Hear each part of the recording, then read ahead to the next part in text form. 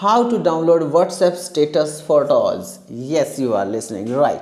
Welcome to How to Doer. I'm Gogi from How to Doer, and today we're gonna talk about that how to download WhatsApp status photos from anyone's profile. Like, share, subscribe, and hit bell icon for get more videos like this. Now, let's begin this tutorial.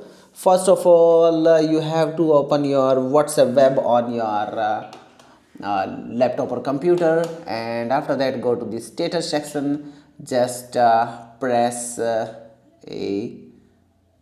status which you want to download, click on that, and after that it will start showing in front of you. You have to pull this one and drop this one image to the new tab, and that's it.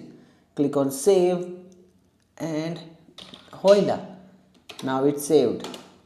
From there you can check it out. This image has been downloaded just now. You can open it, you can share with anywhere, and that's the way you can download any WhatsApp status. Like, share, subscribe, and hit bell icon for get more videos like this. Be with us, keep learning new things every day. Bye bye for now.